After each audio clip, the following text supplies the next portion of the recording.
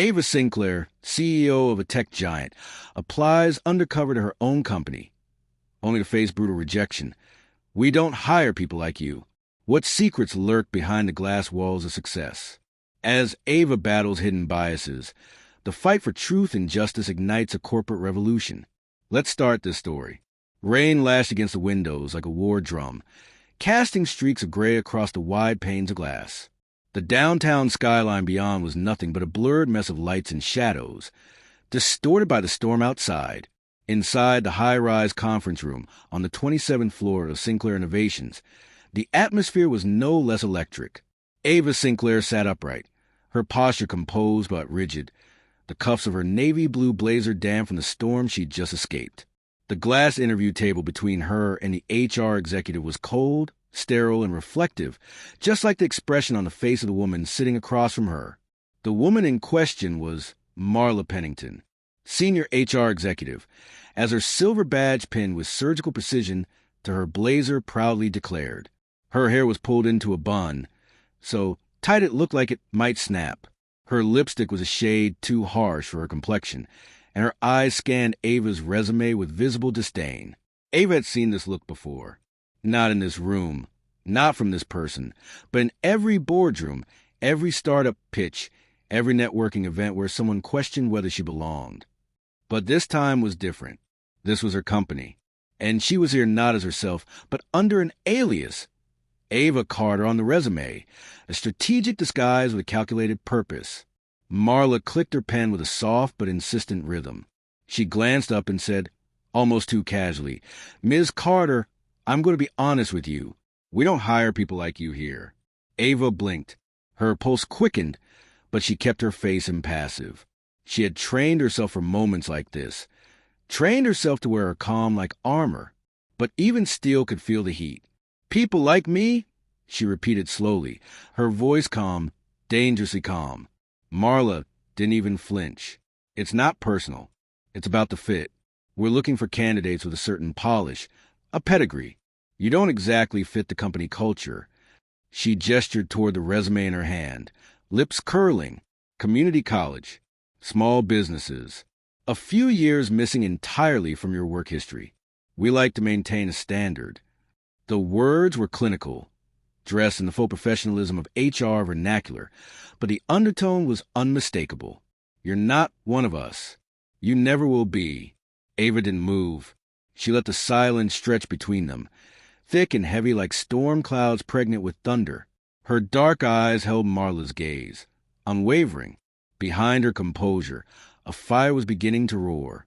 She studied Marla's expression, how easily she dismissed the life Ava had created on paper. Ava Carter's resume was stripped of privilege, but full of merit, grit, creativity, determination.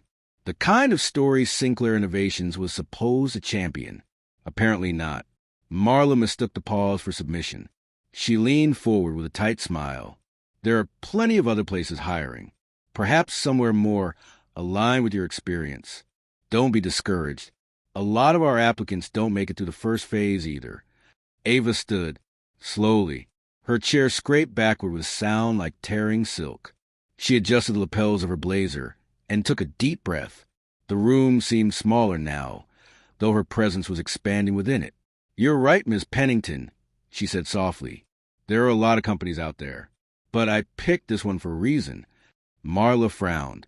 "Oh." Ava reached into her bag, pulled out a business card, and placed it on the table. She didn't slide it over. She set it down deliberately, confidently, and let it sit there like a gauntlet throne. "Because I built it." Marla's smirk faltered. "I'm Ava Sinclair," she said, her voice rich with gravity. "Founder and CEO of Sinclair Innovations." The room fell into a stunned silence. The fluorescent lights flickered above, humming louder than before, as if the building itself recoiled at the revelation.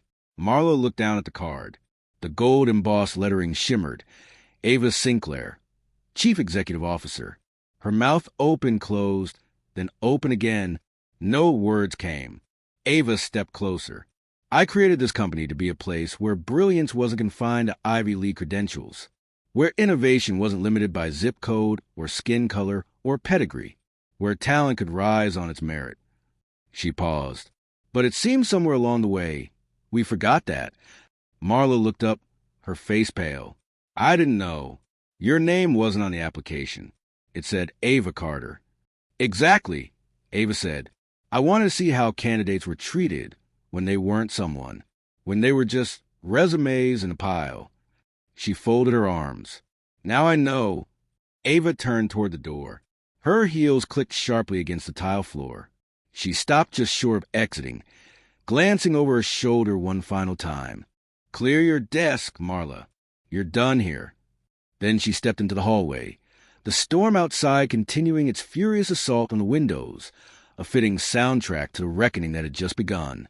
As the door clicked shut behind her, Ava didn't smile. There was too much work to do, too many doors to reopen, too many voices that had been silenced by people like Marla, and she would make damn sure they were heard. 12 years earlier, the halls of community college buzzed with the same stormy energy that now echoed through Sinclair Innovations. Ava Sinclair, then just Ava Walker, juggled her textbooks in one hand and her part-time job's uniform in the other. Every minute was borrowed time. She sprinted between classes, jobs, and dreams that barely fit on the same calendar. Back then, she wasn't thinking about building a tech empire.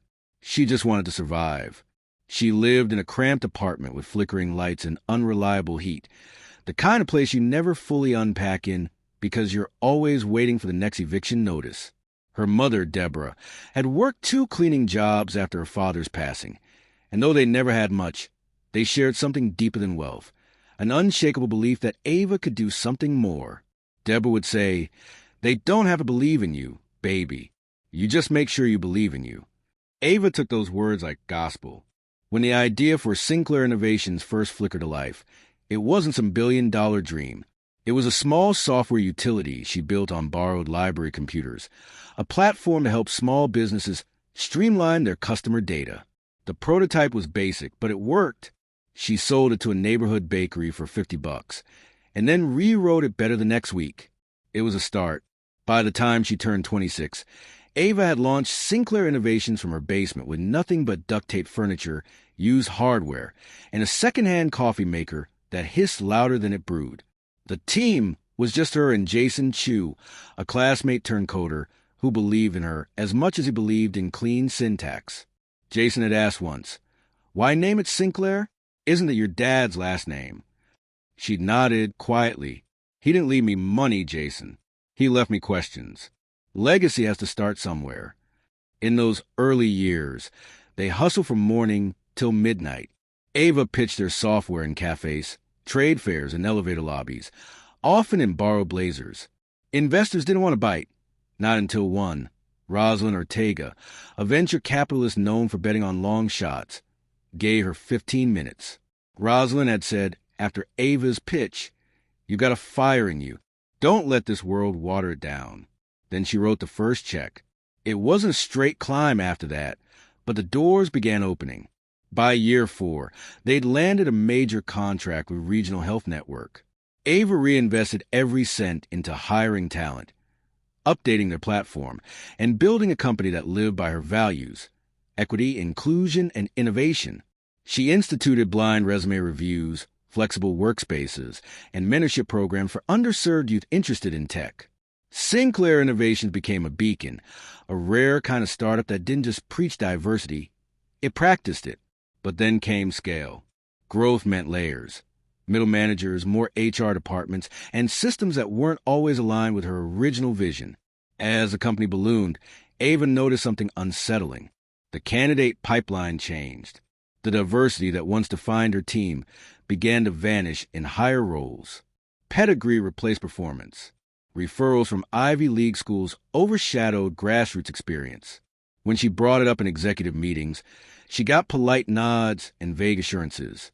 Until one day Jason, now CTO, slid a report across her desk. "This came from recruiting," he said quietly. Ava scanned it. The data confirmed her fear. Minority candidates were being screened out at the application stage. The language in job descriptions skewed toward elite backgrounds. Internships went to relatives of board members. She leaned back in her chair, silence pressing on her ribs. "How did we get here?" she asked aloud. Jason answered, fast. That's how most companies lose their soul. So she formed a plan, a test, an alias. She created Ava Carter, a name untraceable to her identity, with a resume built from the ground up to reflect real-world hustle. She applied to entry-level and mid-level jobs at her own company. Not just once, 5 times. Only one application made it through to an interview. That was today. And that was Marla. Now, walking back to her private executive suite, Ava felt the weight of that choice. The elevator doors closed behind her, isolating her from the chaos she had just stirred. Jason was waiting when she arrived. "Well," he asked, leaning against her desk. She peeled off her blazer and exhaled. "She told me, we don't hire people like you." Jason's eyebrows lifted. "Seriously?" She nodded, word for word. Jason clenched his jaw. "You want me to start drafting an internal audit?" "No," she replied. "Not yet. I want to go deeper. We're not just firing one HR exec. We're gutting the rot." He gave a short nod. "We'll need discretion." "You'll have it."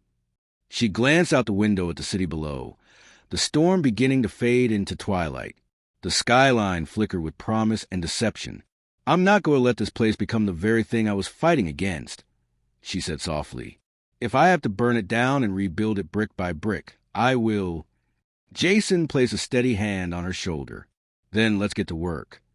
Marla Whitaker tapped her manicured nails on the desk as she reviewed Ava Carter's resume again. Something about the applicant had unsettled her. Not in the qualifications, which were objectively solid, but in the way Ava Carter carried herself. Confident, calm, and unbothered by the office's sterile perfection. Almost familiar. "She's not one of us," Marla had murmured after the interview, as if reaffirming it to herself. But even as she said it, something gnawed at her. Back in her office now, she scanned the HR dashboard, chewing on the edge of her pen. Ava Carter. No LinkedIn profile. References from small, local companies. No pedigree. No corporate ladder climbed. But also, no flaws in the interview. Crisp answers. Strong problem solving. Clear leadership qualities. Marla closed the dashboard window and opened another, an internal Slack thread titled Talent Track, Fast Movers. She'd personally curated it for referrals from key executives and board member families. Candidates with Ivy League credentials, polished appearances, and more often than not, a certain kind of familiarity in their last names. That's how Marla had built her power, through gatekeeping. She wasn't just head of recruitment. She was a silent filter, the quiet queenmaker who decided who got in and who didn't. And for most of her career, it had worked. She had never once questioned the profile of the ideal candidate. They were mirror images of herself, ambitious, driven, connected. They made her feel safe. But today, something cracked. The woman she'd turned away had looked her in the eye with a composure Marla rarely saw from applicants. Not nervous, not apologetic, just present. And Marla had reacted with instinct, not logic. Her rejection hadn't come from the resume. It had come from fear. A soft knock snapped her back. Jason Chu stepped into her office, calm and unreadable. "Marla, do you have a second?" She stood, surprised. "Of course. Something I can help with." He stepped inside and shut the door behind him. "We need to talk about your interview with Ava Carter." She froze. "What about it?" "She didn't get the job," Jason said, watching her carefully. "That's correct." "Why?" "I didn't feel she was the right cultural fit," Marla answered automatically. "There was a lack of alignment with our company values." Jason folded his arms. Which values did she not align with? Marla blinked. "Well, our collaborative culture, our emphasis on innovative thinking, team synergy." "All vague," he said coolly. "All subjective." Her voice grew defensive. "Look, I'm the head of recruitment. I've built this department from the ground up. I think I can trust my instincts." Jason walked slowly to the window. "That woman you interviewed, do you know who she is?" Something in his tone stopped her cold. "She's Ava Carter." Jason turned around. "She's Ava Sinclair. The color drained from Marla's face. Jason nodded slowly. The CO, you're a boss. A beat of silence. Marla stumbled back a step. That can't be. She applied through a dummy email. Her resume didn't even have the right school. It was intentional, Jason said. She wanted to see what was happening on the ground. How people like you were shaping the future of this company. How you were choosing who belonged. Marla sat down hard, her breath catching. I didn't know.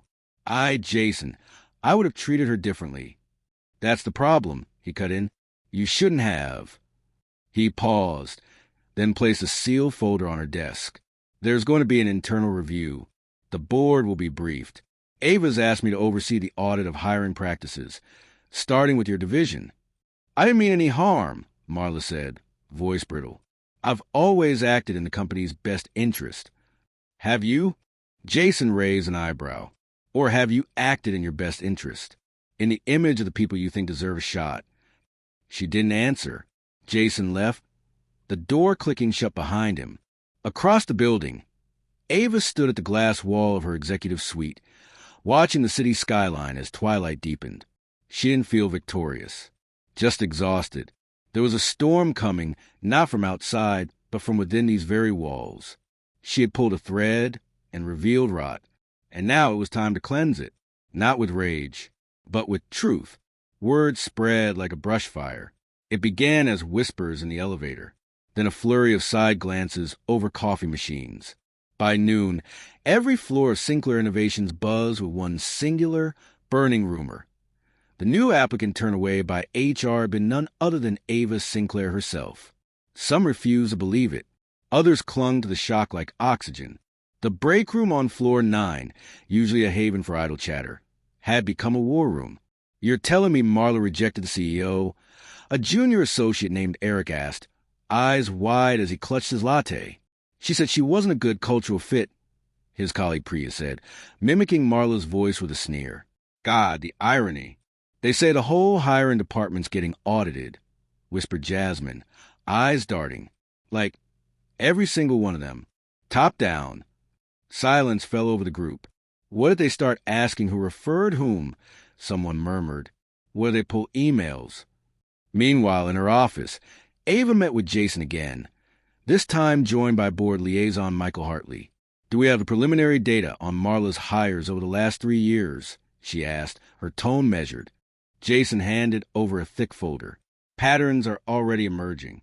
Ivy League bias, recurring family names, rejections with identical language across demographics. And he paused, glancing at Michael. Michael stepped in. The data suggests a disturbing trend. Qualified minority candidates, especially Black and Latinx women, were consistently filtered out during final interviews. It doesn't look good. Ava didn't flinch. I expected as much. Jason leaned forward. Ava, if you go public with this, if you expose it, there will be blowback. Investors, media. It's not just about Marla. It's systemic. I know, Ava said, but we're not sweeping this under the rug. I built Sinclair Innovations to be better. Not perfect. Better. She stood, her eyes locked on the skyline again. We don't fix this with a press release. We fix it by rewriting the rules. At that same moment, Marla was hunched over her desk, scanning her inbox with trembling hands. Meeting invites. Follow-ups. One labeled, Internal Review Prep. Her stomach churned. She opened it. Subject, Request for Preliminary Statement. Interview Conduct from Office of Executive Oversight.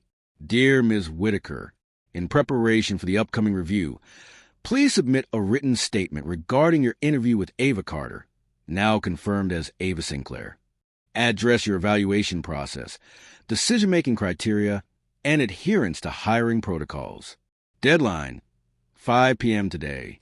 Executive Oversight. Marla stared at the blinking cursor. How do you explain bias you never admitted to yourself? She pushed back from the desk and stared at her own reflection in the dark screen.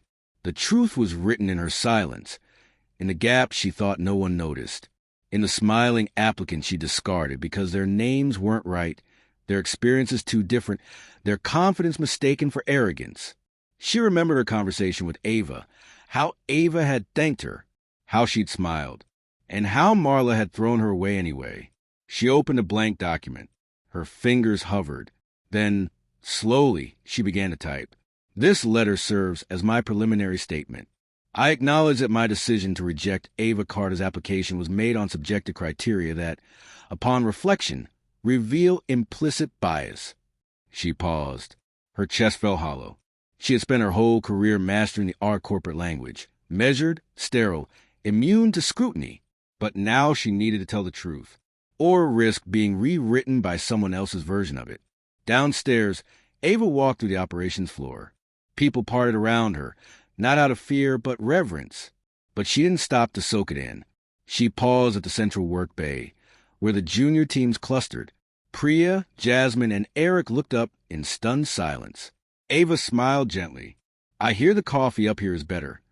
Nervous laughter broke out. Then she leaned in, her voice sincere. Don't be afraid of what's coming. Be part of fixing it. We're going to make this place what was meant to be. She turned to go, leaving behind silence and hope. At 4:58 p.m., Marla press end. Her statement was raw, honest, damning. It wouldn't save her, but maybe it would start something. And Ava? She wasn't done yet. The boardroom was colder than usual, glass, steel, and silence. 12 high-back leather chairs encircled a polished black table. At its head sat Ava Sinclair, her presence sharp, composed, absolute. Jason stood near her, tablet in hand. On the wall behind them, a large screen displayed the Sinclair Innovations insignia, now replaced with a stark title: Internal Review Committee, Bias Audit Proceedings. The room slowly filled. Board members, legal counsel, department heads, HR executives. Among them, Marla Whitaker. Her steps were measured, but her face betrayed the weight she carried. She didn't meet anyone's eyes. Let's begin, Ava said, her voice even. Jason tapped his tablet. We've gathered today to formally review the findings of a multi-year audit on Sinclair's hiring practices, prompted by recent events involving our CEO's undercover experience. A hush swept the room. Not everyone had expected Ava to take this public. Jason continued. The applicant, posing under the name Ava Carter, was denied further interviews after receiving high internal recommendations and scoring within the top percentile of our assessment tools. The official rejection cited lack of cultural fit. He paused. Ava looked around the room. Let's be clear. Cultural fit is often used as a euphemism, a screen for prejudice dressed in professionalism. She turned to Marla. Ms. Whitaker, would you care to share your statement aloud? Marla swallowed, rising slowly. Her voice was quiet but steady. I acknowledge that my decision regarding Ava Carter's application was influenced by unconscious bias. I saw confidence and questioned humility.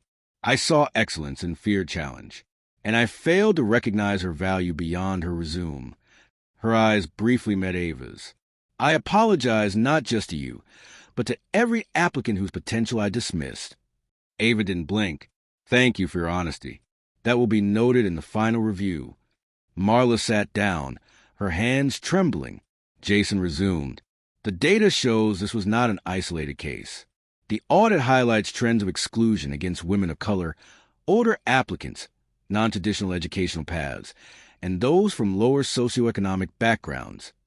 One board member, Mr. Kinley, frowned. Are we suggesting our entire HR infrastructure is broken? Ava looked him in the eye. I'm saying it was built with cracks, and we've ignored them for too long.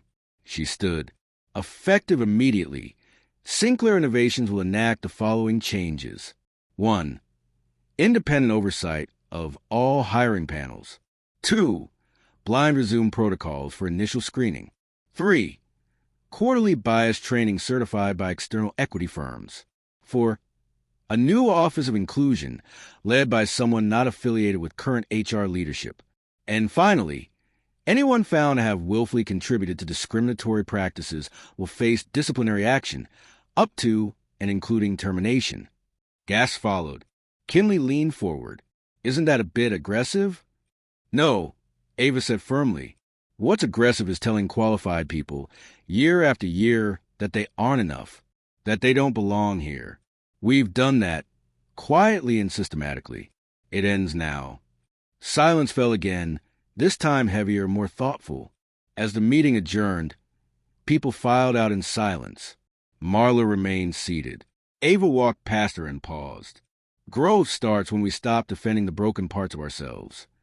Marla nodded, tears in her eyes. I was wrong, she said softly. I know, Ava replied. Now, do something right. She left Marla in the room alone, with her choices echoing louder than any verdict. Outside, Jason caught up with Ava near the elevators. You sure you want to be this visible through all this? Ava smiled. Visibility is the point. Still no regrets? She glanced toward the open office floors. Her people, her company. None, she said. This isn't the end. It's the start. 1 week later, the walls of Sinclair Innovations bore subtle signs of transformation. The familiar buzz of the office had shifted. No longer just hums of work and occasional laughter, but whispered conversations about inclusion, responsibility, and repair. New posters adorned the break rooms. Bias isn't always loud. Let's learn to listen. A new email signature was making the rounds. Proud to build a company where everyone belongs. In a newly repurposed corner of the 17th floor, the Office of Inclusion took its first breath. It didn't start in grandeur. A few desks, a shared conference table, and boxes stacked with case files of previously closed hiring complaints. But at its center sat someone whose presence made the walls feel like they might finally speak the truth. Her name was Tamika Rhodes, former civil rights attorney, equity consultant, and the woman Ava had handpicked to dismantle and rebuild an entire way of thinking. Ava met Tamika over tea at a quiet cafe the week before. I don't want apologies, Ava had told her. I want structure, accountability. I want truth made visible. Tamika nodded. Then I'll need teeth, authority to investigate, terminate, reform, full transparency. You'll have it. And she did. Now, Tamika sat in her glass office as her new team introduced themselves. Data analysts, HR liaisons, former recruiters turned whistleblowers. It was a team forged not from perfection, but purpose. Meanwhile, Ava stood in her own office, watching from a distance. Jason entered without knocking. They're already reviewing 10 years of historical rejections. Tamika found a string of copied templates used to deny dozens of black female candidates, all within the same department. Ava sighed. Let me guess, product strategy. Jason nodded. She's preparing her first set of interviews. Ava turned from the window. We'll let her lead. No interference. We need this to be real. Understood. Jason hesitated. And you? When's your next step? She tapped the frame of her desk, revealing a locked drawer. From it, she pulled a new project folder. The label read, Sinclair Rising, Public Accountability and Transparency Portal, a platform where applicants could track their application journeys in real time, submit anonymous feedback on their interview experiences, and access inclusive hiring data. By the end of this quarter, Ava said, we go public. Jason raised a brow. Courageous. No, she corrected him. It's overdue. In a modest apartment across the city, Marla sat on the floor, reviewing a draft of her resignation letter. She hadn't been fired. Ava had left that choice to her. The easier route would have been to slip out quietly, blame burnout, and disappear into the anonymity of corporate gray space. But Marla knew that wouldn't change anything. Instead, she had spent days reading, listening, reflecting. She had spoken with former candidates she once dismissed. One had cried. Another had simply said, I knew I was right for the job. I thought I was crazy. Marla wept after that call. Now she picked up a pen and, instead of writing her resignation, began a different letter, a testimonial, one that would appear on Sinclair's new internal education series. One that began, I was the gatekeeper. I thought I was protecting company culture. I now know I was protecting my comfort zone. Marla wasn't sure what her future held, but at least now, she knew her past wasn't being rewritten. It was being reckoned with. Ava stood on the rooftop garden as dusk fell, wind brushing through her curls. Below her, lights flickered on, floor by floor, in the building she once feared had grown beyond her reach. But now she was reaching back, not for control, but for change. She pulled out her phone and typed a short message. To all staff, change is not a threat. It's a mirror. Let's be brave enough to look in it together. Then she hit send. Chapter 7 would bring the consequences. But Chapter 6? Chapter 6 brought hope. The next morning, headlines rippled through the tech world like a storm. CEO exposes discriminatory hiring at her own company. Ava Sinclair's bold reforms spark industry reckoning. Internal bias audit goes public. Sinclair leads by example or firebrand gamble? The Sinclair Rising portal had launched at midnight. Within hours, thousands of users visited, some searching for transparency, others leaving blistering testimonials from their past experiences. Ava sat in her office reviewing the initial analytics. Spikes of traffic in major metro areas, a flood of social media shares, and hundreds of press inquiries. Jason entered, phone buzzing in his hand. MSNBC, Forbes, they all want to comment. Ava nodded. Draft a unified statement. We aren't proud of what we found, but we are proud of what we're doing about it. Jason grinned. Simple, direct, effective. Anything from competitors? Jason flipped through tabs on his tablet. A few startups are praising the move. Larger corporations? Radio silence. Except Horizon Tech. They released a vague post about reviewing their own procedures. Ava raised a brow. Copycats with conscience.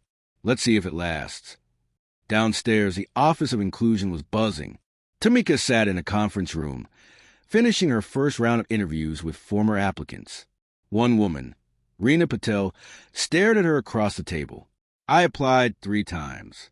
Different departments. Same outcome. No interviews.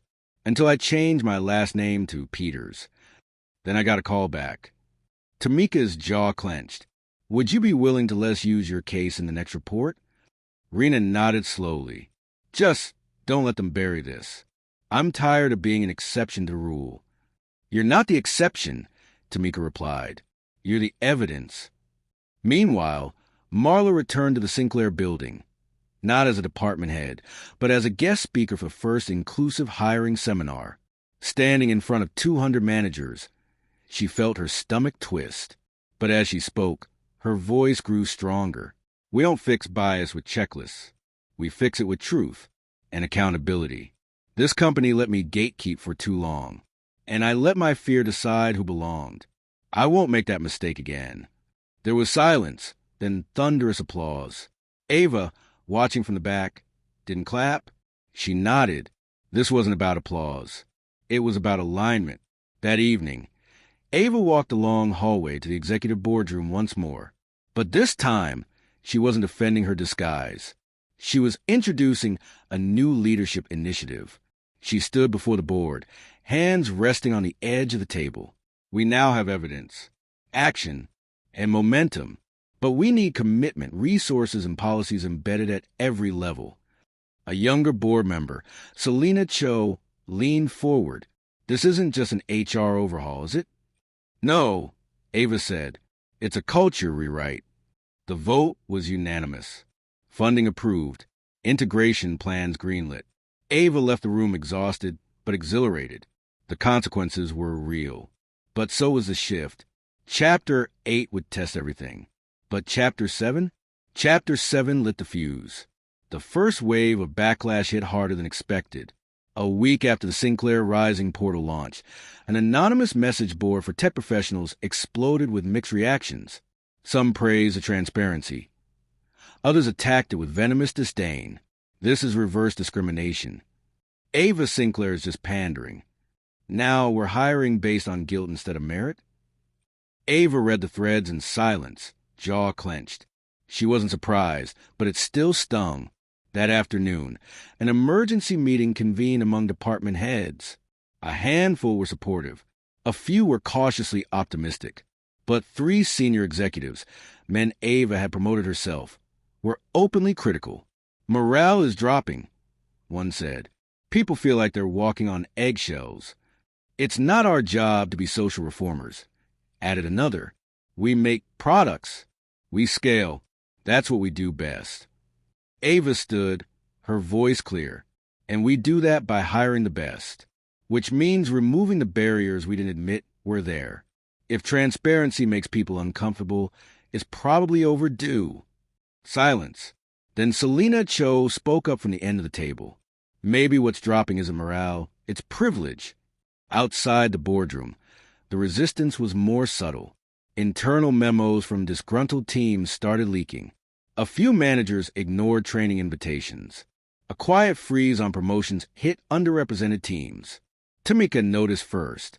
They're testing us, she told Ava, waiting to see if we'll blink. We won't. Tamika leaned back. Then we go public with the trend. Show the data.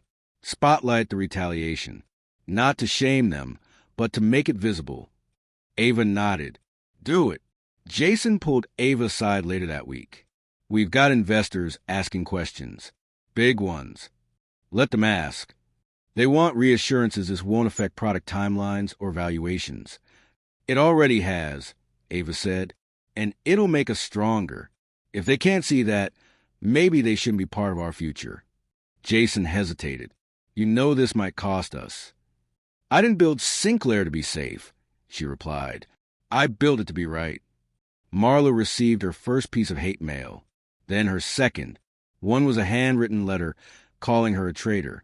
Another accused her of ruining a perfectly functional hiring machine. She sat in her kitchen staring at them, breath shallow. Then she opened her laptop and began writing another essay. Discomfort is not the enemy. Silence is. It went viral within 24 hours. By the end of the month, Sinclair's employee feedback reports showed a drop in comfort and a surge in engagement. Tamika smiled at the charts. They're not happy, but they're waking up. And Ava knew. Change that didn't stir discomfort wasn't change at all. The weight of resistance wasn't just external anymore. It had crept inside the very walls of Sinclair Rising. Ava felt it in the cold glances during meetings, the clipped emails from teams she once trusted, the hesitation when she entered a room. The culture rewrite she championed was meeting every barrier, every doubt, every old habit. One rainy afternoon, Ava sat across from Tamika in a quiet corner of the inclusion office. The usual buzz of the building felt muted. Tamika's expression was tired, but resolute. We're at a crossroads, Tamika said. People want change, but they're scared of losing what they have. They want to talk about fairness, but not about their own complicity. Ava nodded. The silence has to break. She had scheduled a company-wide town hall for the following week. No scripts, no filters. It was time to face the uncomfortable truths head-on. When the day arrived, over 1,000 employees filled the auditorium. Ava stepped up to the stage, heart pounding, the eyes of her company locked on her. She began by recounting the Undercover application, the biased interviewer's words. The stunned silence that followed felt like a held breath. I'm not just your CEO, she said. I'm one of many who have been judged, dismissed, overlooked because of who we are. That has to end. She opened the floor to questions, tough ones, raw ones. One by one, voices rose, stories of exclusion, fear, hope. Marla was in the crowd, tears in her eyes as she stood to speak. I was the gatekeeper once, and I'm sorry. But today, I'm a part of the solution. By the end of the day, the silence had shattered. The reckoning had begun. The days following the town hall were a whirlwind. The silence that cloaked Sinclair Rising was replaced by a chorus, sometimes discordant, sometimes hopeful, but unmistakably alive. Ava and Tamika worked tirelessly, organizing listening sessions across departments.